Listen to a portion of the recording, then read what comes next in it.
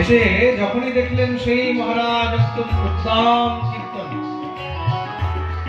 ভয় পেয়ে গেছেন, যদি মহারাজ হিরণ্যকশিপু জানতে পারে তাহলে তো মেরে ফেলবে।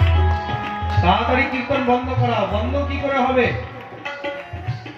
এত বাচ্চারা এক এক করে তো সবাইকে আর চুপ করানো যাবে না, বলে একটা কাজ করো, সোজা গিয়ে মেন সুইচ অফ করে দাও। এটাই হয় সংসারের মধ্যে।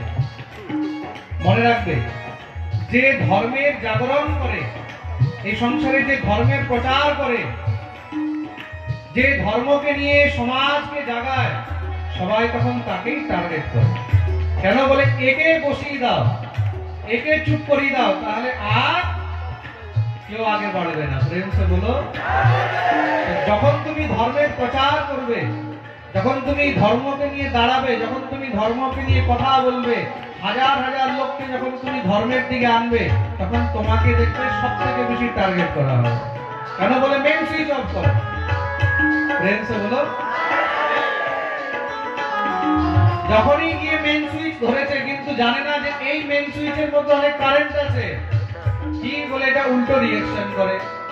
যখনই মেন সুইচ ধরতে গেছে, সঙ্গে সঙ্গে কৃষ্ণ প্রেমের কারেন্ট ওইগুলোতে লেগে গেছে, ওইগুলো নাচতে লেগেছে, ওইগুলো লাইটে লেগেছে। ভজ গোবিন্দ গোবিন্দ গোপাল, ভজ গোবিন্দ গোবিন্দ গোপাল, ভজ গোবিন্দ গোবিন্দ গোপাল, ভজ গোবিন্দ গোবিন্দ গোপাল।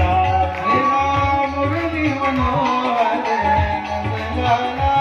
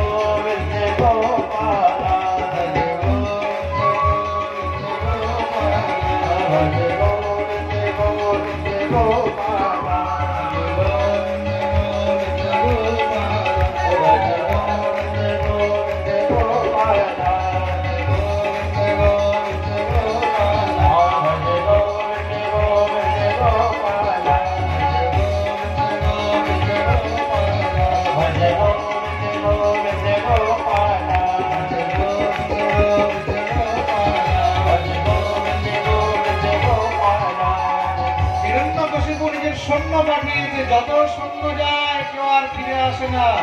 কেন বলে কারেন্ট যাকে লেগে গেছে তাকে আর ছাড়ে না। হিরণ্যকশিপু নিজে এসে দেখছেন বলে কি হচ্ছে দেখি, ওরে বাপরে সেই কি কীর্তন দেখে হিরণ্যকশিপু ভয় পেয়ে গেছে। ভজ গোবিন্দ গোবিন্দ গোপাল, ভজ গোবিন্দ গোবিন্দ গোপাল, ভজ গোবিন্দ গোবিন্দ গোপাল, ভজ গোবিন্দ গোবিন্দ গোপাল, ভজ গোবিন্দ গোবিন্দ গোপাল, ভজ গোবিন্দ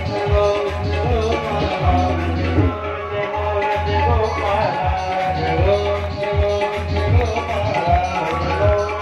গোবিন্দ গোবিন্দ গোপাল, ভজ গোবিন্দ গোবিন্দ গোপাল, ভজ গোবিন্দ গোবিন্দ